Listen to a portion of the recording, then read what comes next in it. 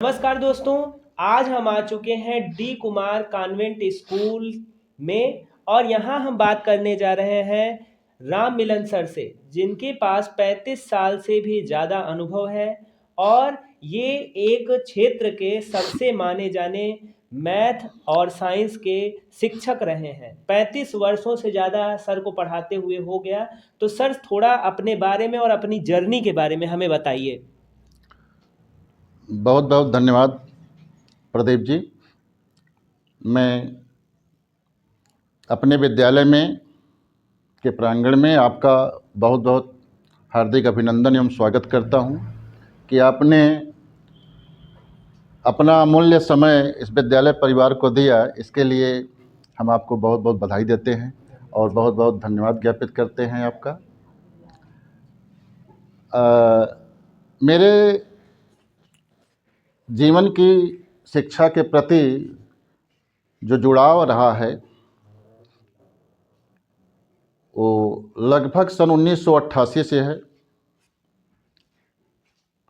1988 से मैं शिक्षा के क्षेत्र में कार्यरत हूँ।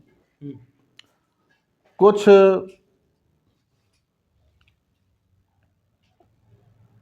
काफ़ी वर्ष पहले कुछ घटनाएं ऐसी घटी थी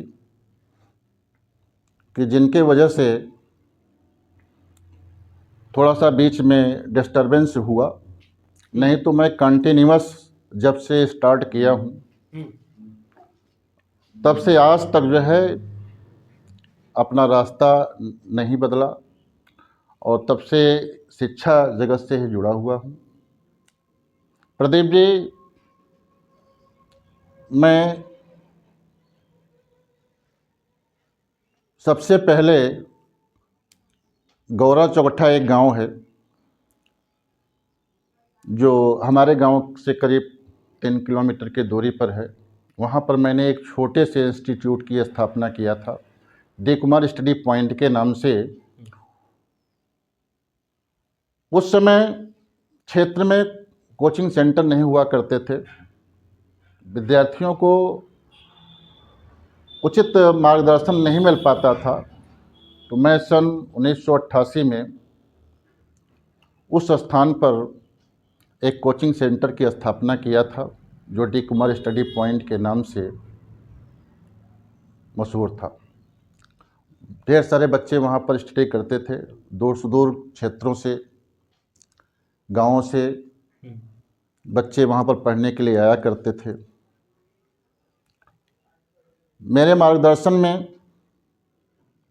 बच्चों को काफ़ी लाभ हुआ। क्षेत्र के बच्चे काफ़ी आगे बढ़े, डॉक्टर, इंजीनियर।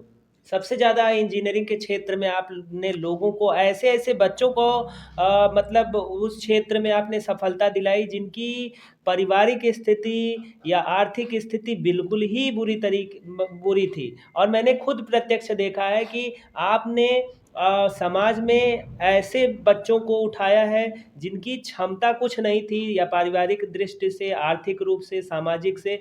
आपने उनको एक नया दिशा दिया, आपके पढ़ाने के तरीके ने, आपके मार्गदर्शन ने। सर, एक क्वेश्चन मैं आपसे और करना चाहूँगा अगला, कि मैं खुद गणित में बहुत ज़्यादा मतलब कमज़ोर था।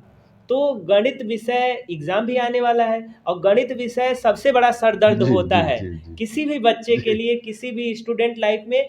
मैथ जो सब्जेक्ट होता है वो बहुत ही टफ लगता है, और एग्ज़ाम जब आ जाता है तो बच्चे एकदम, उनका गला सूख जाता है कि कैसे तैयारी की जाए। तो इस कठिन सब्जेक्ट को आसान कैसे बनाया जाए और कौन सी रणनीति अपनाई जाए जिससे कि मैथ में आसानी से तैयारी की जा सके। प्रदीप जी, देखिए, मैं थोड़ा सा सबसे पहले आपको ले चलता हूँ कि मेरा जो शिक्षा के प्रति जो उद्देश्य था, केवल ये नहीं था कि मेरा कोई पैसा कमाने का उद्देश्य नहीं था। ये बहुत से विद्यार्थी मुझे अच्छी तरह से जानते हैं। ये मैं खुद अपने अनुभव से मेरे बता रहा क्लास में 50% विद्यार्थी ऐसे हुआ करते थे जो बहुत ही निर्धन, बहुत ही असहाय और बहुत ही गरीब परिवार से संबंध रखते थे। मैं आपको एक किस्सा बताता हूँ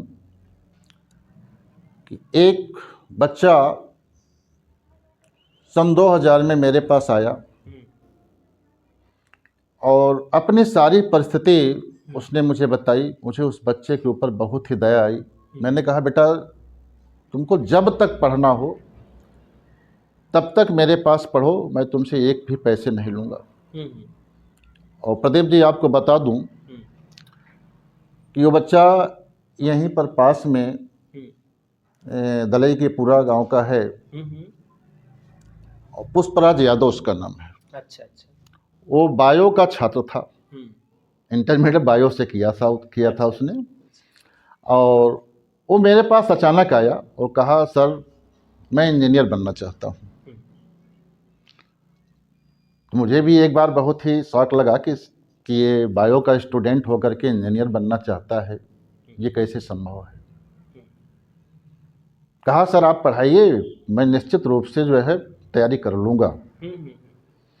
तो पॉलिटेक्निक और आईआईटी में एडमिशन होने के लिए हाई स्कूल बेस होता है, तो हाई स्कूल बेस भी उसका अच्छी तरह से तैयार नहीं था। सही बात। कहा चलो ठीक है। हमने देखा उस बच्चे का, बहुत ही कमज़ोर बच्चा था। मैंने कहा चलो निश्चित रूप से जितना हो सकेगा अधिक से अधिक मैं तुम्हारी सहायता करूंगा। तुम्हें एक्स्ट्रा भले ही समय देना पड़े, लेकिन तुम्हारा मैं मार्गदर्शन करूंगा। और उस बच्चे के ने भी उसी प्रकार से मेहनत करना शुरू किया। मैं आपको बता दूं कि वो बच्चा पूरा 1 साल मेहनत करने के बाद हमारे कोचिंग में टॉप किया और बहुत अच्छी रैंक लाया। मुझे भी बड़ा आश्चर्य होता है कि एक बायो का छात्र जो है पॉलिटेक्निक में उसका अच्छे रैंक से एडमिशन उसको मिला और उसने पॉलिटेक्निक किया। तो पॉलिटेक्निक करने के बाद सीधे उसने इंटरव्यू दिया, परीक्षा दिया, कंपटीशन दिया और आज वो बच्चा जो है रेलवे में एक लोको पायलट है और उसको भी वो नौकरी छोड़ करके आज वो रेलवे में जेई के पद पर जो है कार्यरत है। तो ऐसे ढेर सारे एग्जाम्पल हमारे पास हैं। बहुत सारे एग्जाम्पल मैंने खुद देखे हैं। मैं आपको बता सकता हूँ, मैं आपसे बहुत ज़्यादा प्रभावित हूँ क्योंकि आप बहुत ही शांत स्वभाव के व्यक्ति रहे हैं। और मुझे याद है कि ऐसे मेरे क्लास में ही बहुत सारे ऐसे बच्चे थे या मतलब मुझसे सीनियर क्लासेस में जो यहाँ इस क्षेत्र में पढ़ने वाले बच्चे थे, बहुत सारे बच्चे जिनको कोई सोच नहीं सकता था वो भी इंजीनियर हैं। आपके पढ़ाए ऐसे बच्चे हैं, मैथ और साइंस आपने इस तरीके से पढ़ाया उन बच्चों को कि उनकी आर्थिक स्थिति बहुत मजबूत है आज, अगर आपको आदर्श मानते हैं वो। और अगला क्वेश्चन मैं आपसे पूछना चाहूँगा, आजकल के गार्जियन ज़्यादातर अपने कामों में बिजी रहते हैं, अपने जॉब्स में बिजी रहते हैं, वो बच्चों पर ध्यान नहीं देते हैं। तो आप गार्जियन को क्या मैसेज देना चाहेंगे कि वो किस तरीके से बच्चों की देख रेख करें? क्योंकि बच्चा क्या होता है, जब अपने गार्जियन से कनेक्ट नहीं होता है, टीचर से कनेक्ट नहीं होता है, परिवार से कनेक्ट नहीं होता है, समाज से कनेक्ट नहीं होता है, तो वो बहक जाता है, भटक जाता है रास्ता और फिर समय निकल जाने के बाद उसे केवल पछतावा हाथ में लगता है। तो ऐसे बच्चों को या ऐसे गार्जियन को आप क्या संदेश देना चाहेंगे? प्रदीप जी, मैं बच्चों को बहुत कम दोषी मानता हूँ। बच्चों का दोष तो मुझे बिल्कुल दिखाई नहीं पड़ता। आज के परिप्रेक्ष्य में अगर देखा जाए तो हमें 2 ही पॉइंट सबसे दोषयुक्त लगते हैं। एक तो अभिभावक और दूसरे शिक्षक। क्योंकि बच्चों को क्या पता कि उनके अपने करियर के बारे में उनको कोई विशेष जानकारी नहीं होती है, कि हम अपने करियर के प्रति वो इतना जागरूक नहीं होते हैं।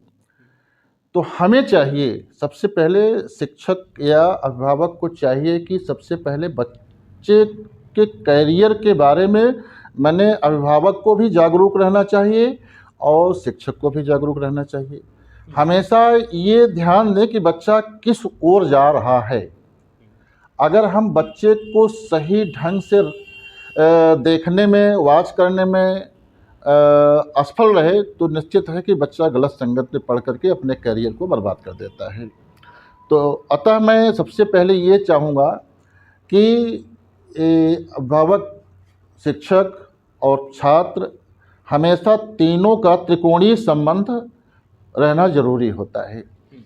तीनों, क्योंकि जैसे त्रिभुज होता है, त्रिभुज बनने के लिए 3 बिंदु या 3 साइड की ज़रूरत पड़ती है और किसी भी 2 बिंदु से त्रिभुज का निर्माण नहीं हो सकता है।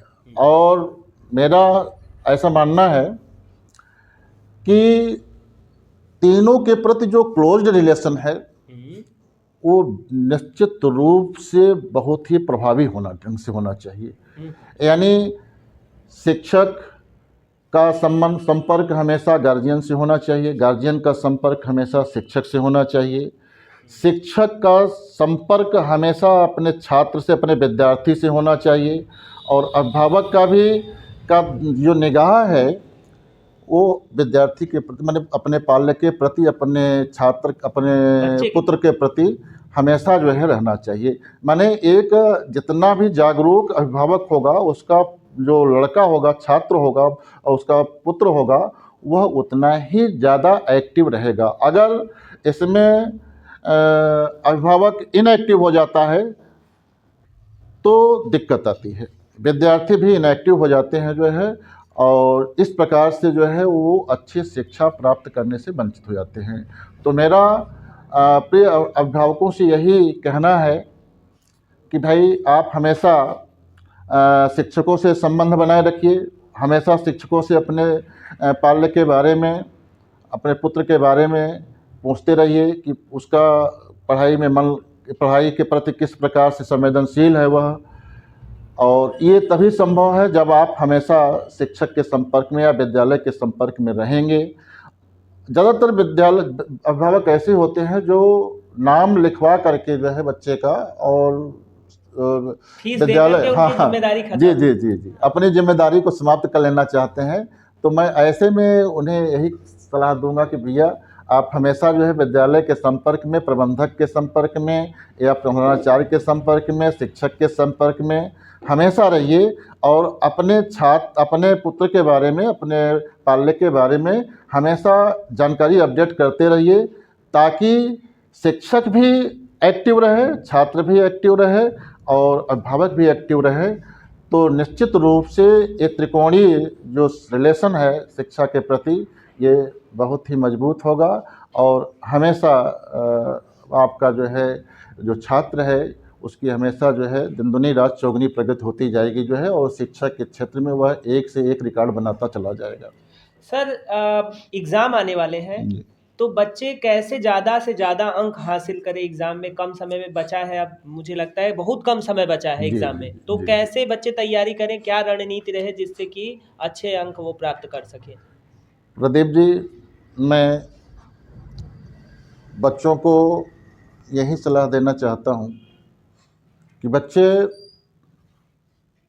प्रायः उन पाठ्यक्रमों के बारे में ज़्यादा सोचने लगते हैं कि जो उन्हें नहीं पढ़ाया गया है। छोटे पाठ्यक्रम, हाँ, कब हो जाता है, बहुत कम समय मिलता है, कभी कभी कोर्सेस पूरे नहीं हो पाते हैं, सिलेबस पूरा नहीं हो पाता है। तो बच्चे उन सिलेबस की चिंता मत करें, जितना उनको पढ़ाया गया है उसी पर फोकस करें और उसी का बार बार रिवीजन करते रहें। और रिवीजन भी करें तो अनसॉल्व्ड से करें, या जो उनके पास शॉर्ट नोट्स है उनकी सहायता से करें, विद्यालय के द्वारा जो नोट प्रोवाइड किया गया है उसकी सहायता से करें। 1 बार, 2 बार, 3 बार, जितनी अधिक से अधिक बार वे रिवीजन कर लेंगे वही उनके लिए फ़ायदेमंद होगा। और विद्यार्थियों को कभी भी परीक्षा से डरने की ज़रूरत नहीं है, क्योंकि अगर भय पैदा हो जाता है विद्यार्थियों के अंदर, जब भय पैदा हो जाता है, क्योंकि वे पहली बार अपीयर होते हैं, तो ऐसा होता है कि वास्तव में ये नेचुरल है कि भाई डर लगता है परीक्षा से। लेकिन मैं उनको यही संदेश देना चाहूँगा कि वे बिल्कुल न डरें, फोकस करें और ये मान के चलें घर पर इस प्रकार से अभ्यास करें, ऐसा अभ्यास करें कि वे ऐसा उनको समझ में आ जाए कि हम परीक्षा में ही बैठे हुए हैं, बैठ करके प्रश्नों का उत्तर लिख रहे हैं। तो धीरे धीरे उनका जो डर है वो दूर हो जाएगा, और डर के कारण जब वे परीक्षा में बैठते हैं, परीक्षा देते हैं, तो उनको आते हुए प्रश्न का भी सही जवाब नहीं दे पाते हैं। अतः उनको अपने मन से डर को अच्छी तरह से निकाल के तब परीक्षा देनी चाहिए जो है, ताकि वे अच्छे से अच्छे जवाब दे सके। सर ये बताइए, आप एक गणित और विज्ञान दोनों के शिक्षक हैं, तो गणित और विज्ञान जीवन में कितना जरूरी है, और फ्यूचर को देखते हुए हर कोई आज साइंस की तरफ आकर्षित हो रहा है, तो आप हमारे दर्शकों को बताइए कि वो कितने जरूरी, ये कितना जरूरी सब्जेक्ट है और किन किन क्षेत्रों में वो जा सकते हैं, क्योंकि कई सारे गार्जियन ऐसे हैं जिनको नहीं पता होता कि इंटर के बाद उनका बच्चा क्या करे, किस दिशा में जाए। उसने साइंस लिया है, मैथ लिया है, उसको कुछ पता नहीं होता है, तो बच्चे जो अपने हिसाब से मन होता है वो ले लेते हैं परिस्थितिवश। प्रदीप जी देखिए, विषय का चयन बहुत ही सावधानी पूर्वक करना चाहिए। प्राय विषय सभी सरल भी होते हैं, सभी कठिन भी होते हैं। हम किसी विषय को न तो कठिन कह सकते हैं, न किसी विषय को सरल कह सकते हैं। जिसमें जिसकी रुचि होती है वही विषय उसको सरल लगने लगता है, और जिसमें रुचि नहीं होती है वह विषय उस छात्र को कठिन लगने लगता है। तो हमें अभी तक तो खैर कक्षा 8 तक की शिक्षा के लिए सभी विषयों की अनिवार्यता होती है, तो उसमें सरल और कठिन की कोई बात ही नहीं होती है। आगे चल करके हाई स्कूल के बाद या इंटरमीडिएट के बाद उनको इस प्रकार के अपने रुचि के अनुसार जिन विषय में उनकी अभिरुचि है